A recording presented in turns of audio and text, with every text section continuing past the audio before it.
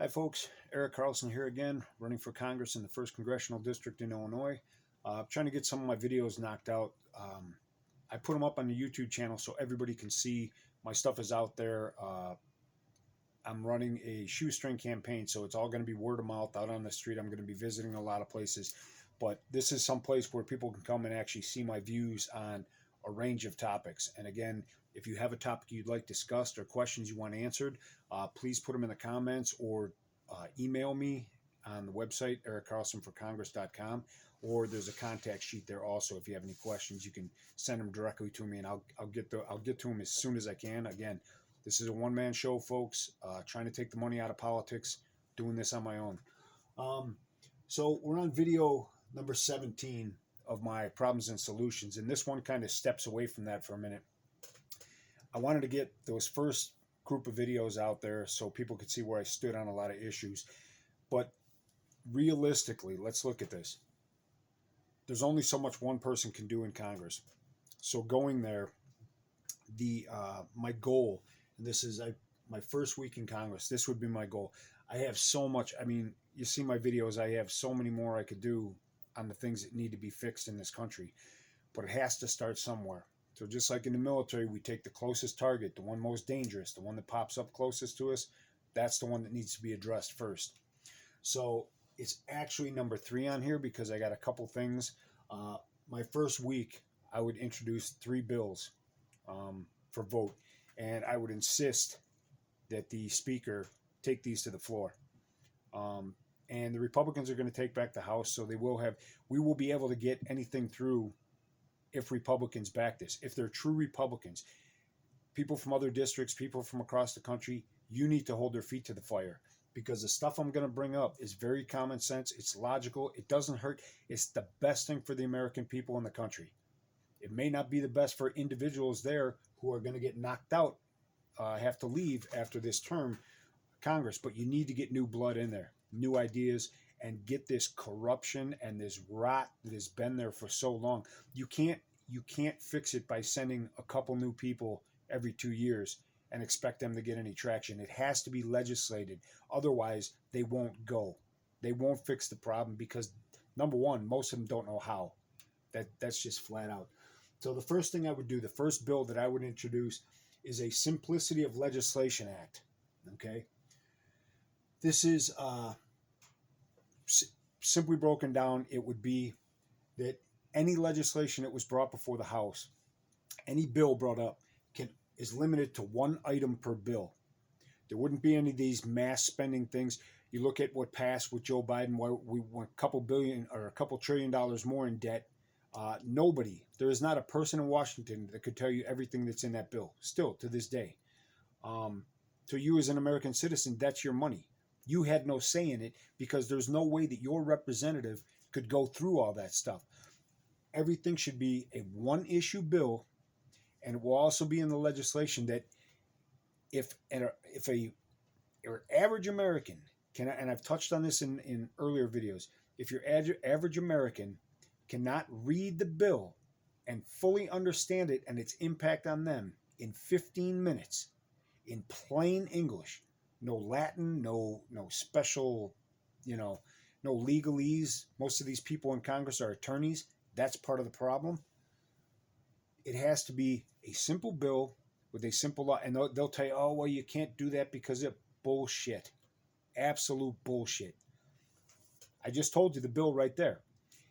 Any future act must be a 1-item act, and it must be able to be read and comprehended by an average American within 15 minutes. That's very simple. That's the bill. That's the whole law. Now you bring that to a vote and they say, okay, that allows everything that you could get so much more done, because each congressman would have stuff that they were working on for their own districts and for the country as a whole. They could, boom, this is my one thing. So I walk up there and I tell the House, hey, listen, boom, how about we do this? What's wrong with that?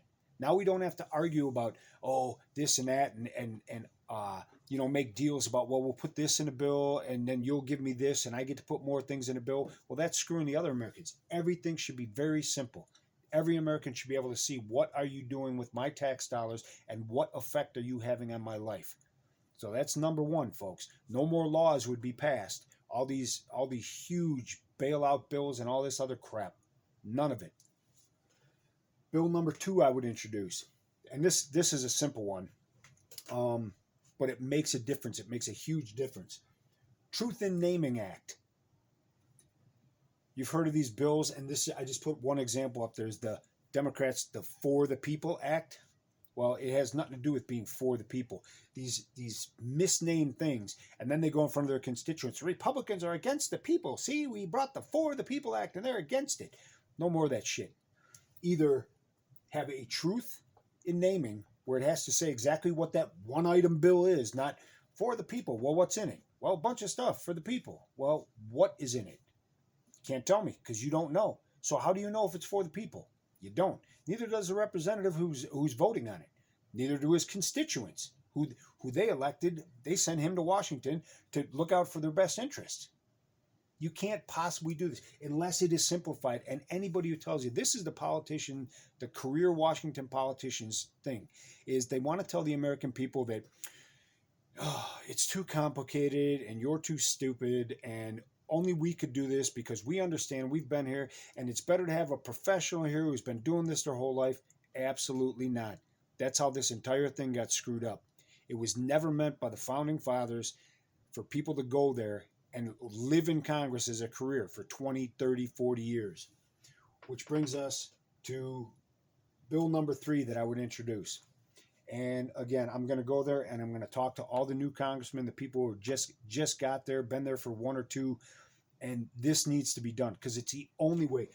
People ask why I would bring this up first, why I would do this in my first week, because if you don't fix Congress, all the other crap that has come down on our head, all the division and everything, the reason you have these career politicians that make money by dividing people. They make money and they get their power by dividing people, and then the new people that come there, in my particular district, you have 11 Democrats right now running for the Democrat nomination. If one of them gets in there, they're just going to fall. They're going to be a freshman congressman. They're going to fall right into lockstep with the rest of the Democrats, and you're going to be in the minority party, so you're not going to get shit done anyway. So I'm asking the people of the 1st district, look at this again with common sense, logic, and reason. If you sent me there and I don't do the job, like I said, in the first 2 years, I will walk away. I'm not a career politician. I don't even want to be going there. I just have to. Somebody's got to fix this shit. And, it's gotten to a point. So the Term Limit Act, 12 years total, Fed time. And I went over this in another video. That's broken down. You could either do 6 and 6, 6 in the House, 6 in the Senate if you're a good rep.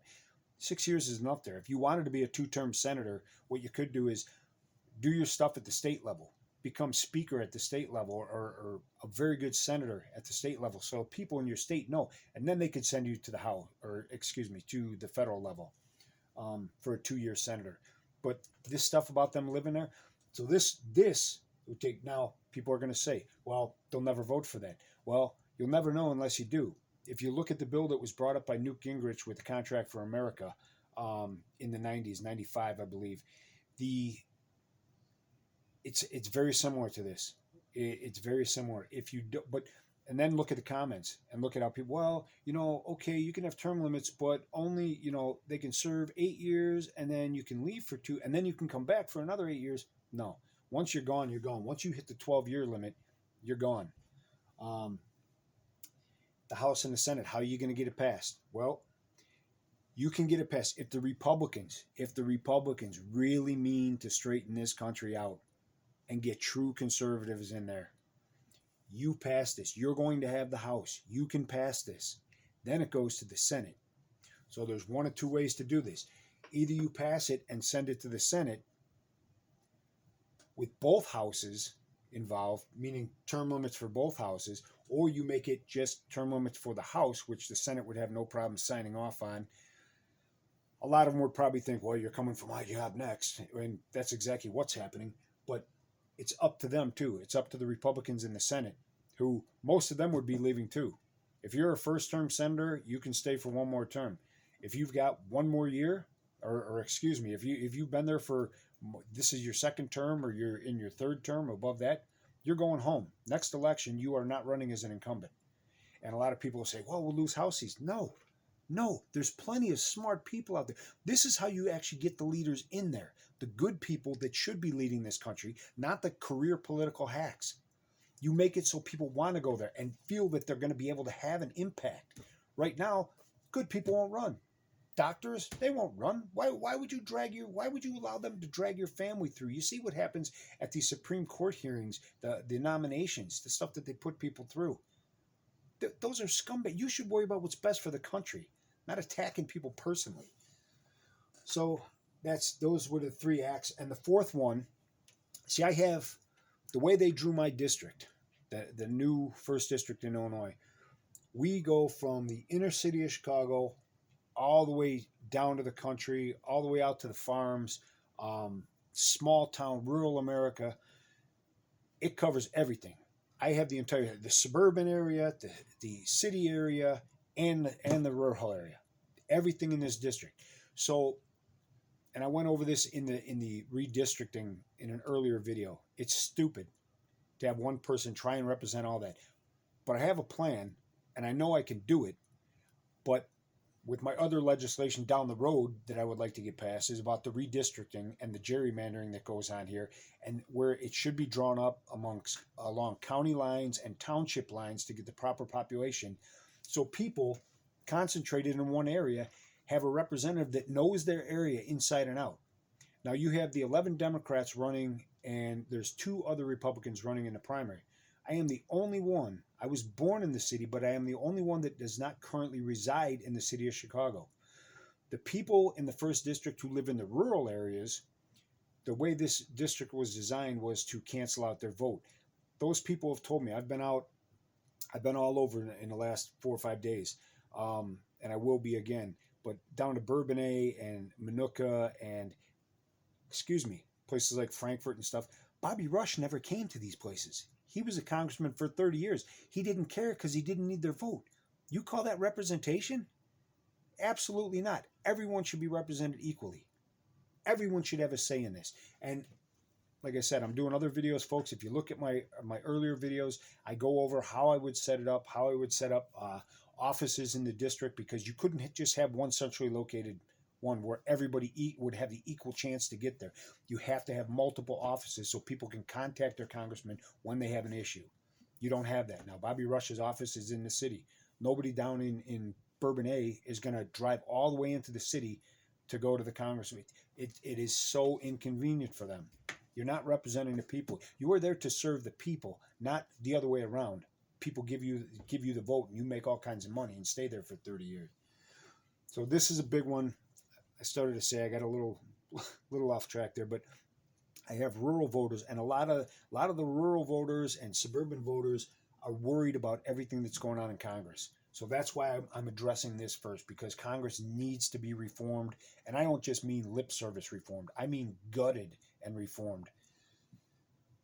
My people in the city, people from Chicago in the 1st district, you see at the national level, they make us look like idiots.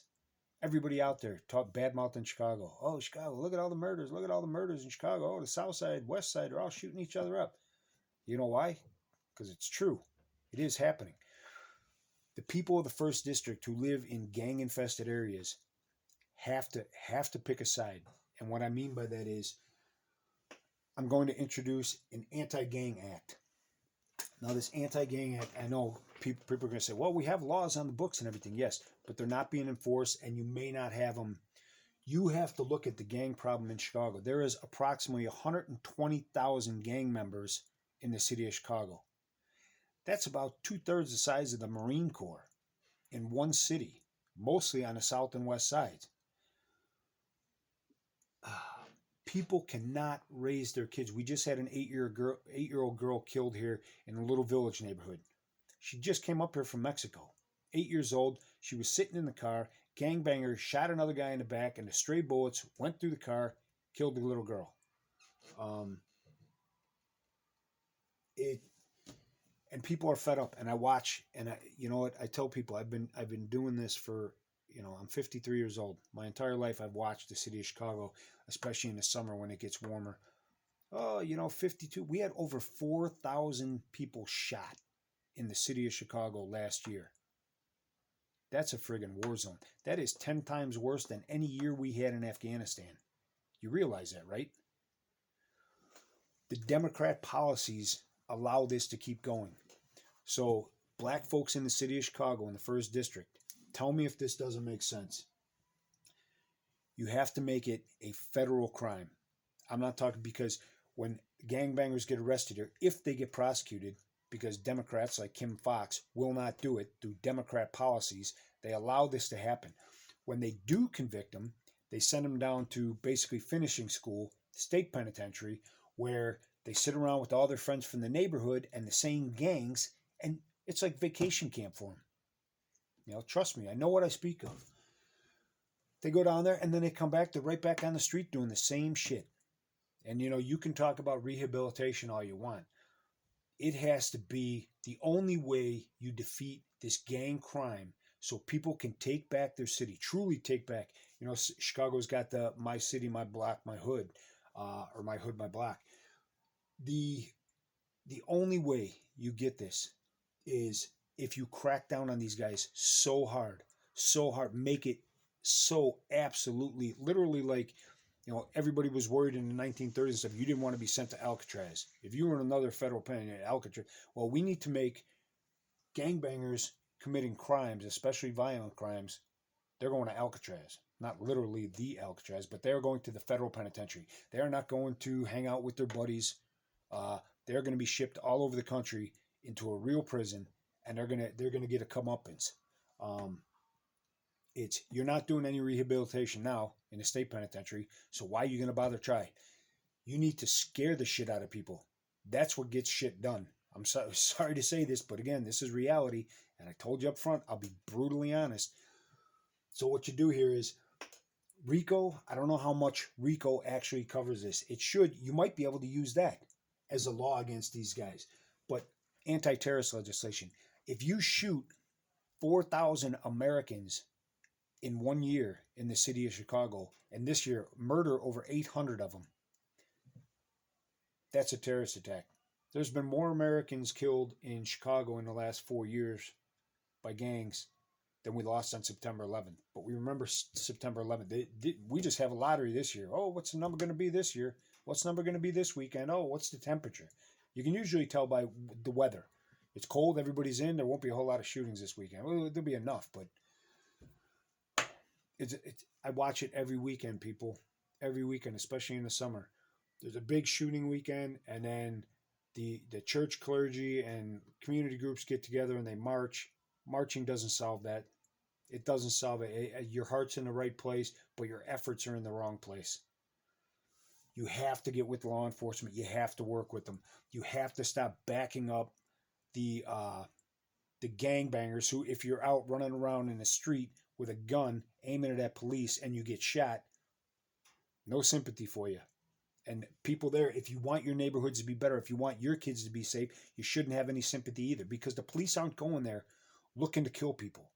If you had heavy penalties for a gang member robs a store, has a gun on him, and he's a known gang member, you were going to the Fed joint.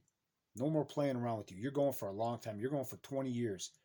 20 years, and you're doing the whole 20. No more, because you're scaring the shit out of the people who live in the city. They cannot get their feet under them in neighborhoods like Roseland and Inglewood. They cannot. They're treading water right now, barely keeping their mouth above, barely able to catch a breath. And it's been that way since the 1960s. Trust me, my mother's family all came from Inglewood.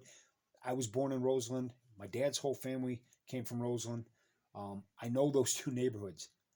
Inglewood for the longest time, highest murder rate in the city of Chicago. Now you get competition from the west side. Roseland is right up there also. These are now in my district. We're first district. You have nothing in common with the farmers out in Kankakee County.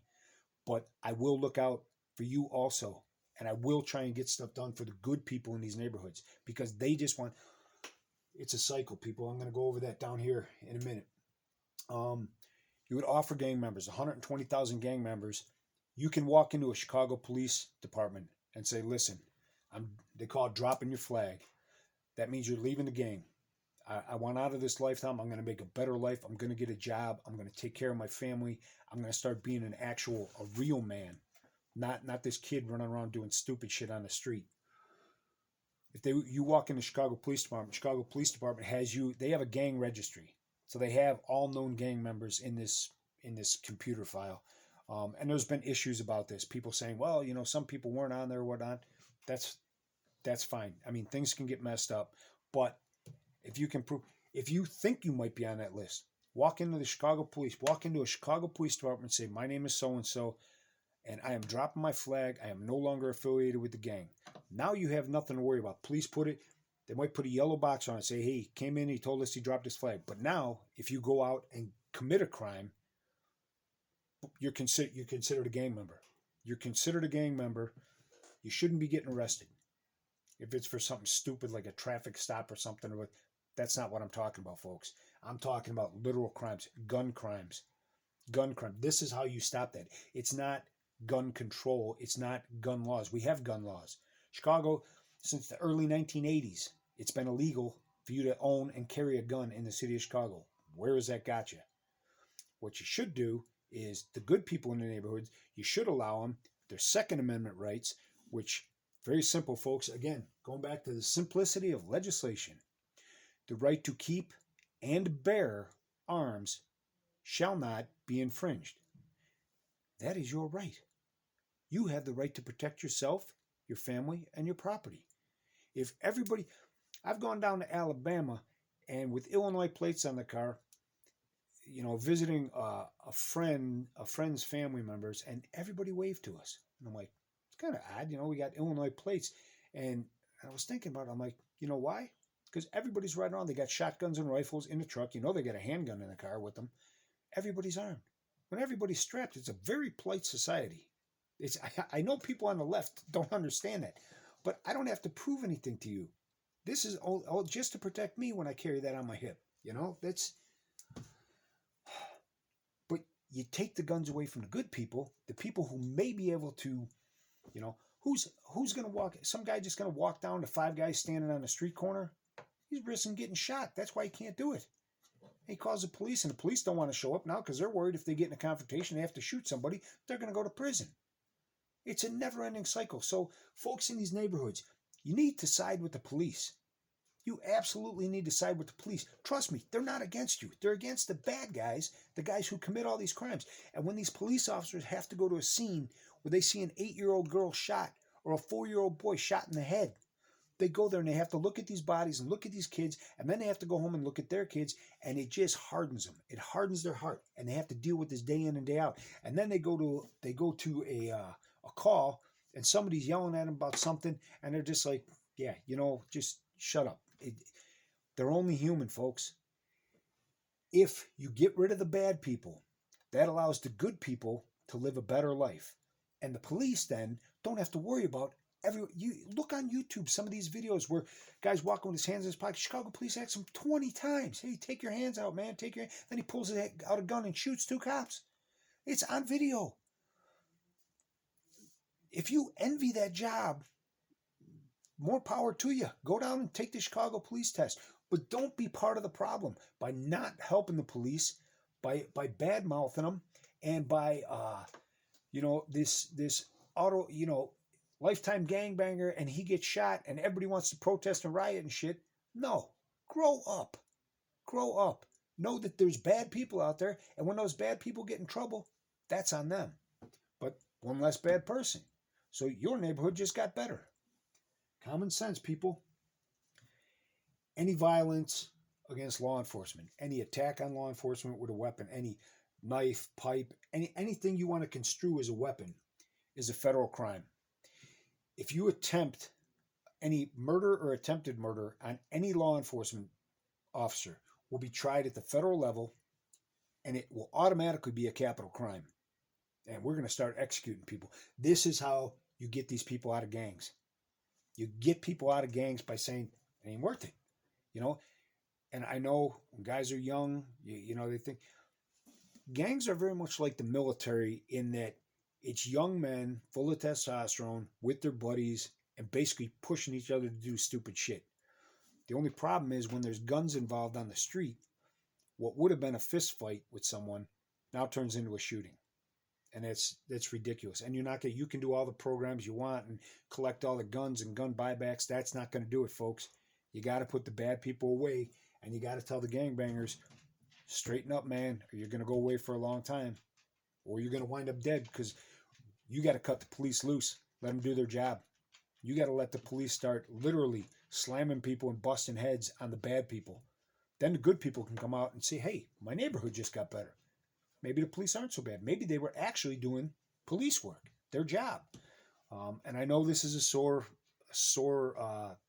topic in the black community, but look where it's gotten you the other way. Look where if someone is committing a crime and they get shot, and then everybody goes out and protests and burns stuff, where has that got you? Has it got you anywhere? No, it creates a divide between the community and the police. So you just made things worse. So now you're more likely to have another incident down the road, or you won't have an incident because the police won't show up and you'll be a victim of crime. So just, folks, look at it. Common sense, logic, and reason. It's there. We can fix this. We can literally fix this. So this is what I would do as far as legislation right off the bat. These are the things I would introduce. And I would go there, and as far as I'm concerned, I've got a problem with a lot of people that have been there as careerists that have been there. I'm going to bring this to people, and I'm going to offer the opportunity. Hey, this is what I'm doing. Do you want to sign on and get behind this? If not, you're no friend of mine, because this makes perfect sense. If you come in and say, well, no, because that would affect. No, listen, dude. If you've been in Congress for 20 years, you don't know what it's like out on the street. You don't know what it's like in the prisons. You don't know what it's like in the Cook County Jail. You don't know any of this shit. So you need to listen to people who know, who are actually taking input also from people who know, and pass this stuff. So what I would do in my district, now again, the people out south in the district have entirely different subjects that they want addressed. I know a big one is Congress and things like that. Inflation, gas prices, stuff like that. Absolutely. And I'll cover that in other videos and everything. But right now I'm trying to see the Chicago part of it. I know this is a huge thing for people, because it's a self-fulfilling prophecy, folks. If you don't help the police and let the gangbangers keep doing it, the crime in the neighborhoods drives the businesses out. When the businesses leave, they take the tax base with them, and they take the jobs with them, which means more young men without jobs getting in trouble, committing more crime. It's a downward spiral, folks. Downward spiral. So what do? First thing I'm going to do is I'm going to meet with the FBI, CPD, and Mayor Lightfoot. And we're going to talk about a huge getting the feds involved. Getting the feds involved, because these are going to be federal crimes. But getting the feds involved, and the problem I've seen before is sometimes law enforcement agencies, there's a professional animosity that goes along, and I don't know why, at the Fed level, at the state level, at the city level. You should be working together. I hope that that's not the case right now. I mean, I don't work with these guys, so I don't know. But I would hope that they're all on the same page. And Mayor Lori Lightfoot needs to say, you know what? The Fed and CPD needs to go out and get these people off the street. Gangbangers, we are going to crush you. Either drop your flag, or you're going to prison, or you're going to get shot in these raids, because these are terrorists. These gangs are organized terrorists in this country. They are killing hundreds of Americans in the city of Chicago every year, thousands across the nation. The gangbangers also pushing the drugs and everything, putting that stuff out on the street. Some of it's laced with fentanyl, killing kids in the suburbs and in the city. This problem, folks, is so big. Unless hard times call for hard measures, and this is going to lead to good times. If you just got to tear that Band-Aid off and do it. So we're going to anti-gang sweep. And what I mean by that is the feds and the Chicago police crack down on the known areas. I mean, literally go in and just start taking names, take out. And I know they had a problem in the past where they went and they took out leadership, and then you had all these little factions fighting amongst themselves. Once you cut off the head, you figure it would die. No, all the little tentacles were fighting amongst themselves, and the violence actually got worse. It has to be announced to them. It has to be made clear in no uncertain terms before this goes into effect that, hey, Here's your amnesty to drop your flag. You commit a crime and are a known gang member, you're going away for a long time. You ain't going to see your family. You ain't going to be back on the block. You ain't going to be hanging with your homies in the joint playing dominoes. You're going to a Fed joint, and they'll make a man out of you. Okay. Places street gangs, now they have the chance to drop their flag, but the gangs themselves as an organization should be placed on the terrorist watch list, terrorist organization list, as international terrorists, because they are bringing drugs in. They do deal with stuff from Mexico, so they are international terrorists. That needs to be done. You need to crack down. And I don't want to hear anybody saying, oh, that's racist because the majority of gang members in Chicago are minorities. Well, yeah, the vast majority of gang members in Chicago are minorities.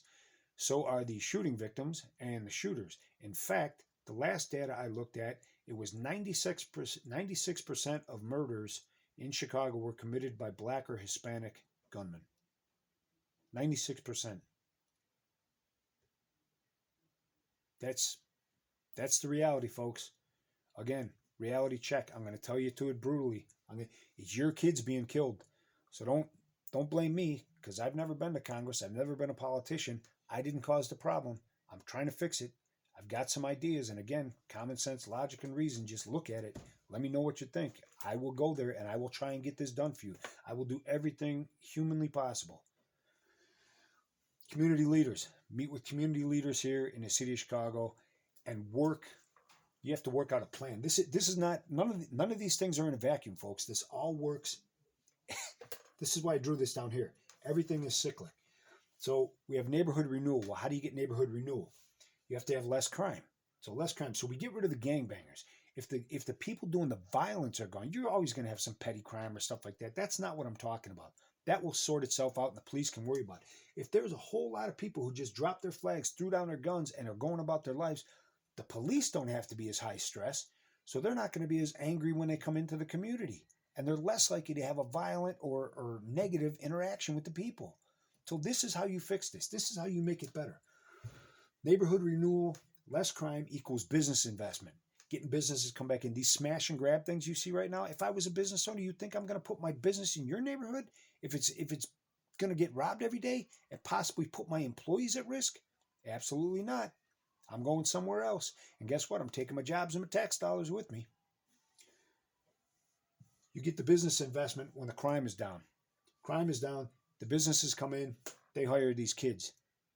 Less kids on the street means less kids, less trouble, less crime.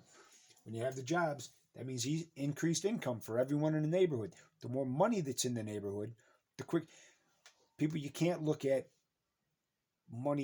monetary in this country as a pie, and there's only so much in it. And if you get 2 slices, that means I'm only getting half a slice. No, the pie keeps expanding, folks. It will get as big as we make it by working together. There's always room for jobs.